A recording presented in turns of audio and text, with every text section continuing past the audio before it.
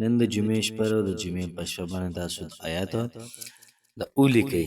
کله تاسو د آیت ولیکو نو که په خپل دکان کې دا ځوړندوئ یا په کور کې تاسو را ځوړندوئ ایږدئ یا ځان سره بټوه کې را ګرځوئ، انشاءالله العزیز فایده او برکت پیدایي چې الله پاک به ستا په مال حال هر څیز کې برکت واچوي. دغرنګه الله پاک به ستا په مال او دولت کې برکت واچوي. څومره چې ستاسو حاجات دي دا به الله پاک پوره کړي. دې سره سره الله پاک تعالی بهترین او ښکلی کاروبار درکړي. دغرنګه الله پاک تعالی خپل کور درکړي. محترمو ډېر زیاته انتهایی پاورفل انتهایی مجرب وظیفه ده. د دې سره سره الله پاک ستا هر قسم مشکل دا به ختم کړي، ځکه چې الله پاک تعالی خپل کور درکړي او دغه رنګ هغې سره دله مال او دولت درکړي، پرسکونه زندګي درکړي دله، نو ستا به هماغه مشکل دا به ختمېږي چې هر څومره غټه یا لویه مشکل وي او ستا چې کوم قسمه حاجتونه دي ورسره محترم الله پاک دغه هماغه پوره کوي.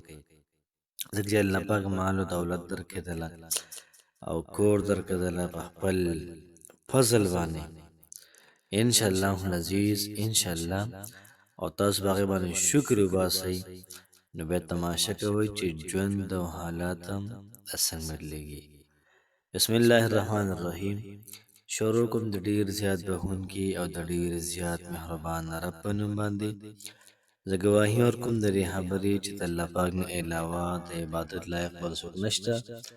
نبی کریم صلی الله علیه و آله وسلم د الله پاک بنده او د الله رسول دی. زما د اسلام ډېرو زیاتو خوږو او درنو مسلمانانو خویندورونو، نن چې کومه زموږ وظیفه ده د سورة الاعراف 9 نمبر آیت دی.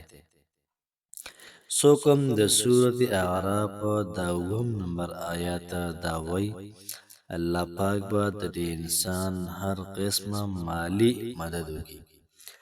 مالی څومره پریشانۍ د هغې نه به لرې ساتي. کاروبار نشته، کاروبار به ورکړي وله. کاروبار شته دی، الله پاک وله به ترقي ورکړي. دغرنګه محترمو د زړونو حاجتونو هغه الله پاک په هغې باندې پوهېږي.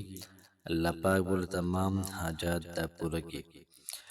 نن چې کومه وظیفه ده انتهایی مجربه ده. دعا کوئ الله پاک څومره کسان داسې دي چې د هغوی حاجتونه دي یا الله پوره کړي وله. څومره کسان دي د هغوی مشکلات دي ربه د هغوی مشکلات ختم کړه، په ښه طریقې وله ختم کړه، مخلوقاتو ته مه حواله کوه. څومره بیماران دي الله روغ صحت وله ورکړي، بهترین ژوند وله ورکړي. دغرنګه څومره کسان په لانجو کنجو کې ګیر دي، مقدمو کې دي، پریشانو کې دي، تکالیفو کې دي، یا الله هغوی له د هغې نجات دا ورکړي. آمین ثم آمین.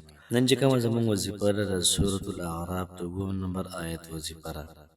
دا تاسو په یو کاغذ باندې ولیکئ، په یو نیک سړي باندې. دا د خپل ځان نیک ښکاري یا بل څوک داسې د نیک عمله ښکاري، د آیت په هغه باندې ولیکه. چې کله ولیکه ځان سره بټوه کې کښېږده یا کاروبار ځای کې کښېږده یا دغه رنګې په کور کې ځان سره کښېږده او ورسره د دې آیت ذکر به وکړې 314 پورې. ولقد مکناکم فی الارض وجعلنا لکم فیها معایش قلیلا ما تشکرون. ولقد په تحقیق سره مکناکم من زیدر کو تاسو ته فی الارض په ځمکه کې وجعلنا لکم فیها من وګرځو ستاسو لپاره په دې ځمکه کې معیشت کار کسب روزګار کاروبار قلیلا ما تشکرون ډېر لږ کسان شکر ادا کوي. د آیت چې څوک محترم وظیفه کې انشاءالله العزیز الله پاک به هر قسم مسله دا به ختمه کړي. کوشش وکړئ چې دا ذکر په خپله مو کې ملګرو سره هم شیر کړئ. الله پاک هم خوشحال آباد ساته. السلام علیکم ورحمة الله وبرکاته.